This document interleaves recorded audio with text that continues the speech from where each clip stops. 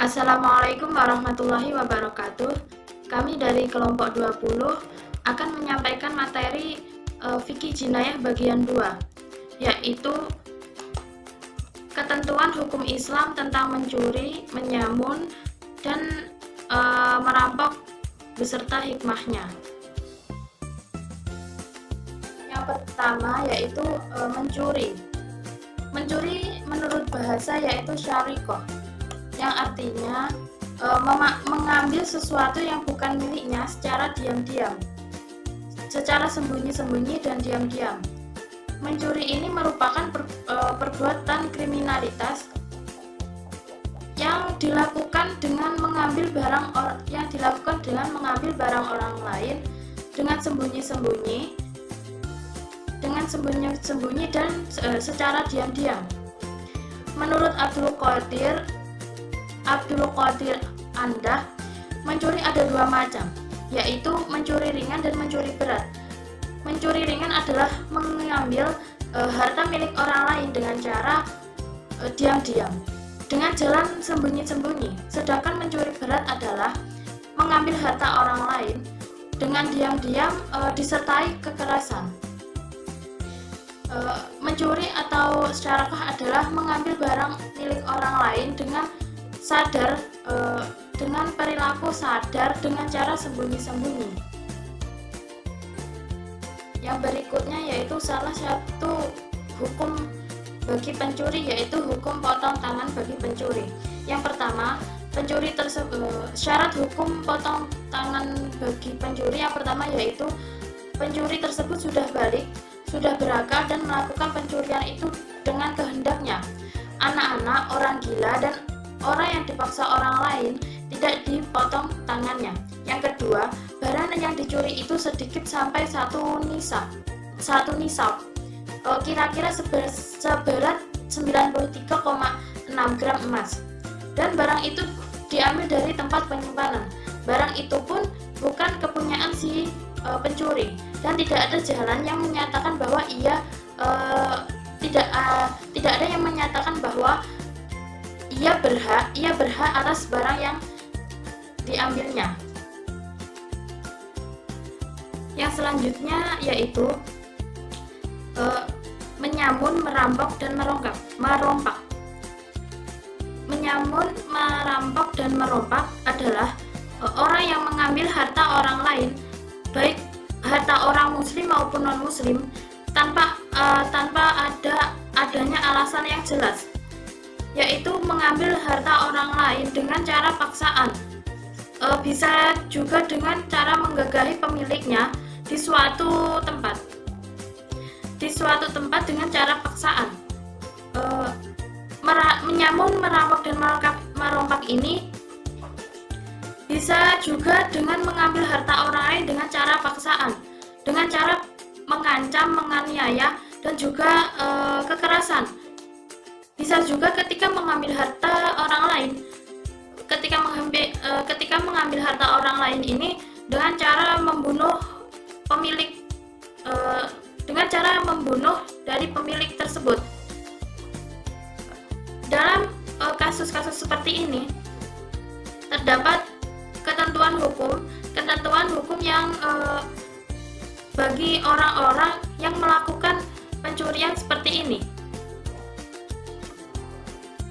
Hukuman untuk orang-orang yang melakukan kejahatan seperti menyamun dan merampok ini bergantung bagaimana mereka yang melakukan kejahatan tersebut, yaitu sebagai berikut. Yang pertama yaitu jika mereka merampas harta dan membunuh korban, maka hadnya adalah dihukum mati dan disalib. Yang kedua, jika mereka hanya merampas harta milik korban tetapi tidak membunuhnya, maka hadnya dipotong tangan dan kakinya secara silang, yakni tangan kanan dan tangan kiri atau sebaliknya. Yang ketiga yaitu jika mereka hanya membunuh korban tetapi tidak mengambil hartanya, maka hadnya hukumannya mati. Yang terakhir, jika mereka hanya menakut-nakuti, tidak membunuh atau tidak merampas hartanya, maka hadnya dipenjara atau dibuang ke tempat yang terpencil. Yang selanjutnya yaitu menyamun, merampok, dan merompak. Menyamun, merampok, dan merompak adalah orang yang mengambil harta orang lain, baik harta orang muslim maupun non muslim, tanpa adanya alasan yang jelas, yaitu mengambil harta orang lain dengan cara paksaan. Bisa juga dengan cara menggagahi pemiliknya di suatu tempat dengan cara paksaan. Menyamun, merampok, dan merompak ini bisa juga dengan mengambil harta orang lain dengan cara paksaan, dengan cara mengancam, menganiaya, dan juga kekerasan. Bisa juga ketika mengambil harta orang lain, ketika mengambil harta orang lain ini dengan cara membunuh pemilik, dengan cara membunuh dari pemilik tersebut. Dalam kasus-kasus seperti ini terdapat ketentuan hukum yang bagi orang-orang yang melakukan pencurian seperti ini. Hukuman untuk orang-orang yang melakukan kejahatan seperti menyamun dan merampok ini bergantung bagaimana mereka yang melakukan kejahatan tersebut, yaitu sebagai berikut. Yang pertama yaitu jika mereka merampas harta dan membunuh korban, maka hadnya adalah dihukum mati dan disalib.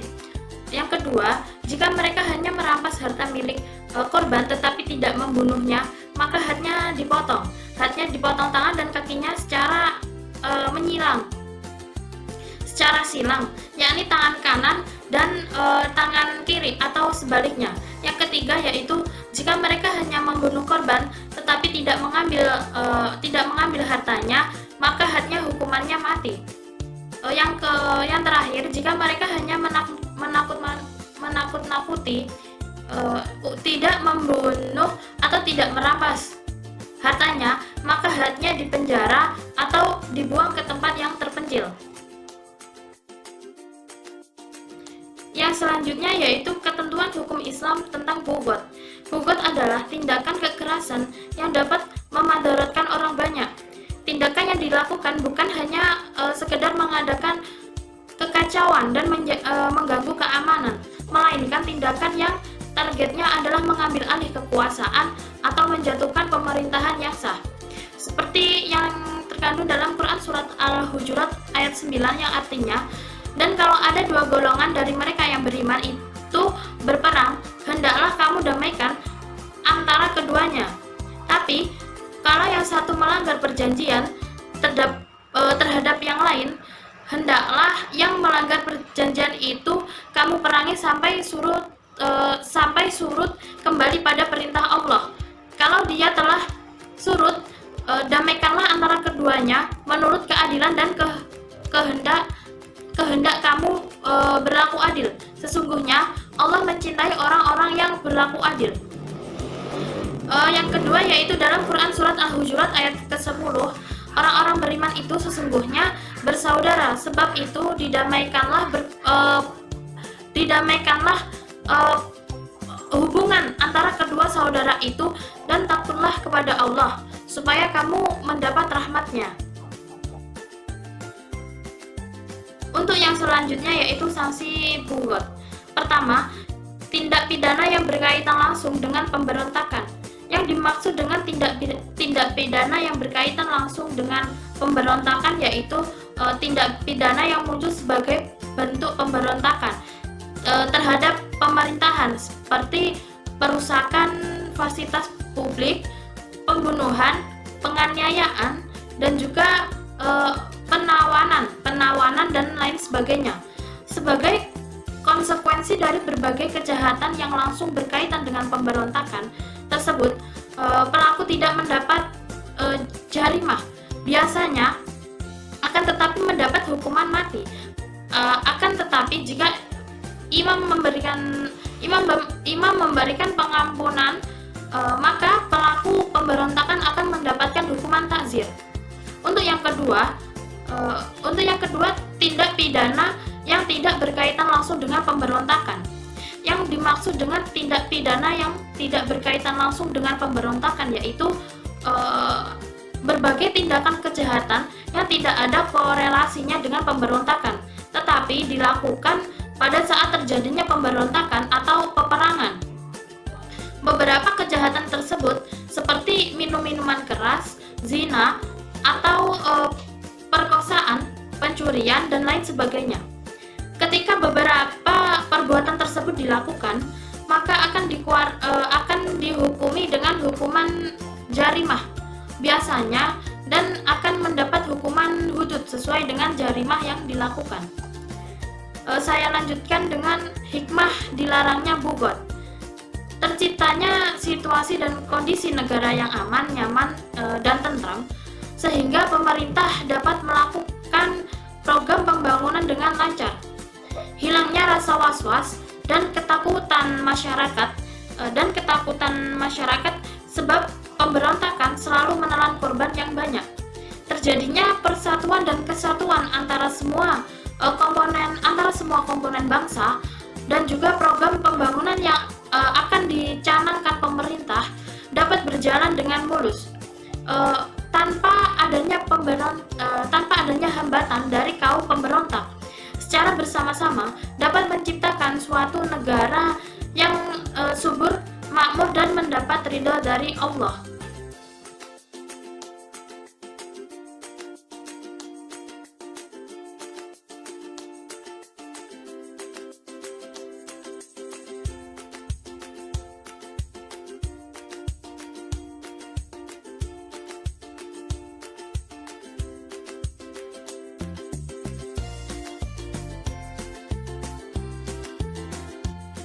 Materi selanjutnya yaitu proses peradilan dalam Islam.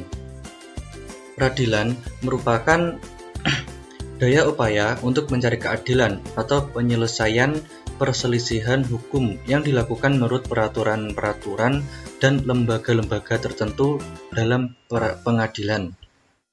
Adapun dalam Islam, istilah peradilan diambil dari kata qada yang secara etimologi berarti menetapkan sesuatu dan menghukumnya, sedangkan kata qada menurut istilah adalah memutuskan perselisihan yang terjadi pada dua orang yang berselisih atau lebih dengan hukum Allah Subhanahu wa taala. Pada konteks ini Nabi Muhammad SAW juga mengharuskan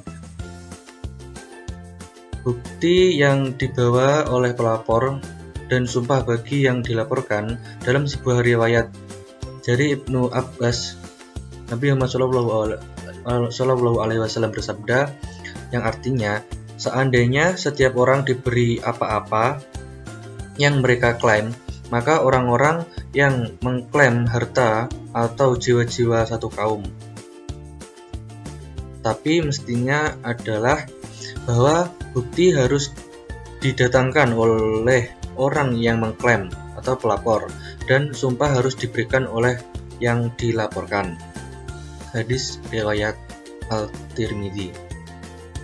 Dalam proses peradilan, perkara yang akan diselesaikan jika telah melalui beberapa tahap, yaitu dimulai dari diajukannya gugatan, dilanjutkan dengan pemeriksaan oleh qadhi, pembuktian atas gugatan, dan pembelaan dari yang digugat.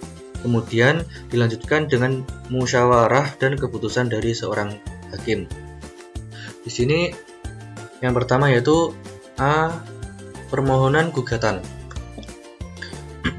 Pihak yang mengajukan permohonan disebut pemohon, sedangkan pihak yang dikenakan permohonan disebut termohon. Setidaknya ada beberapa cara dalam mengajukan gugatan, yaitu mengajukan permohonan melalui perantara advokat, cara biasa, cara langsung, dan perwakilan, serta cara tertulis dan lisan, dan cara surat kuasa. Yang kedua yaitu pemeriksaan dalam sidang penghasilan. Setelah permohonan diajukan, seseorang hakim melanjutkan dengan pemeriksaan atas perkara, baik itu melalui pemanggilan pihak-pihak, tangkisan, sidang terbuka atau tutup, ataupun diberikannya hak ingkar atau atas termohon. Yang ketiga yaitu pembuktian. Pembuktian merupakan syarat bagi seorang qadhi untuk memberikan keputusan hukum yang bersifat mengikat. Bukti juga diperlukan oleh seseorang penuntut untuk membuktikan dakwanya. Nabi Shallallahu Alaihi Wasallam bersabda, yang artinya bukti itu wajib bagi orang yang mendakwa, sedangkan sumpah itu wajib bagi orang yang didakwa. Hadis riwayat Baihaqi dan Tobrani. Selanjutnya yaitu yang keempat, keputusan hakim. Keputusan hakim bersifat mengikat atau memiliki kekuasaan hukum. Jika keputusan itu dijatuhkan di dalam majelis persidangan, keputusan hakim yang dikeluarkan di luar majelis persidangan tidak memiliki kekuatan hukum sama sekali. Hal ini berlaku hanya pada qadhi khusumat, bukan qadhi hizbah ataupun qadhi mazalim. Yang terakhir yaitu mahkamah banding. Meski boleh membentuk mahkamah peradilan baik di level pusat, wilayah, dan daerah, akan tetapi tidak ada mahkamah banding di dalam pandangan Islam. Keputusan mahkamah banding di dalam pandangan Islam, keputusan mahkamah peradilan di level daerah tidak bisa digugurkan oleh mahkamah peradilan manapun, baik wilayah maupun pusat. Keputusan mahkamah pusat juga tidak bisa digugurkan oleh mahkamah peradilan di level wilayah maupun daerah.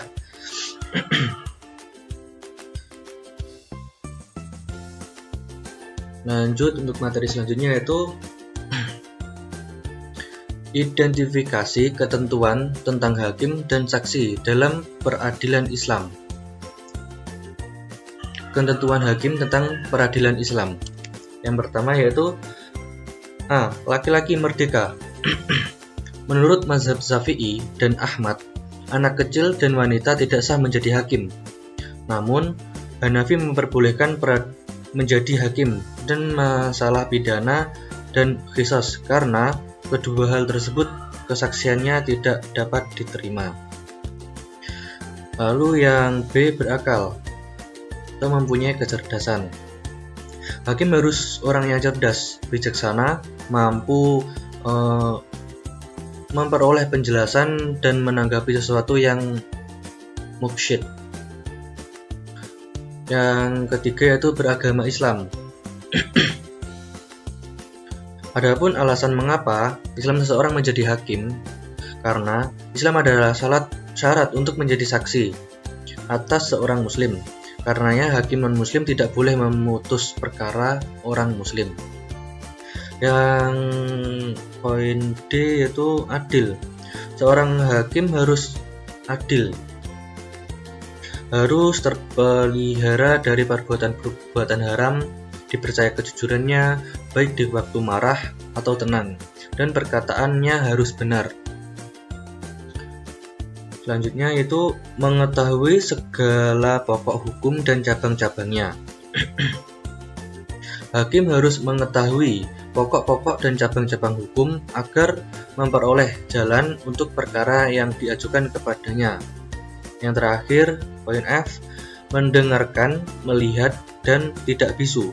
Orang bisu tidak boleh diangkat menjadi hakim, karena orang bisu tidak dapat menyebut putusan yang dijatuhkannya. Demikian pula orang tuli, karena tidak dapat mendengar keterangan para pihak, sedangkan orang buta tidak dapat melihat orang-orang yang berperkara.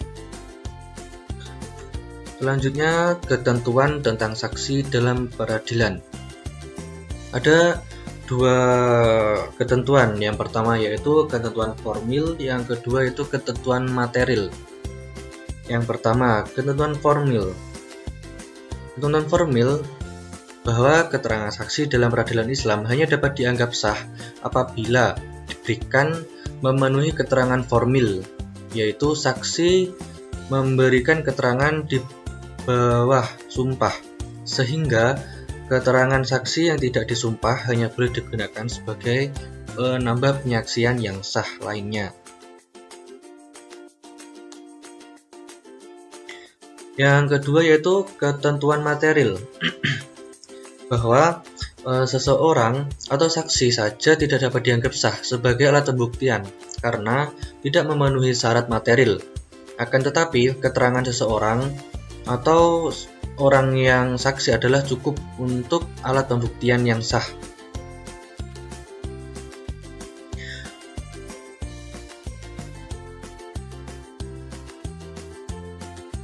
Lalu Saiful Bukhari mengatakan bahwa ada beberapa ketentuan pokok yang harus dipenuhi oleh seorang saksi sebagai alat bukti yang memiliki ketentuan pembuktian, yaitu 1.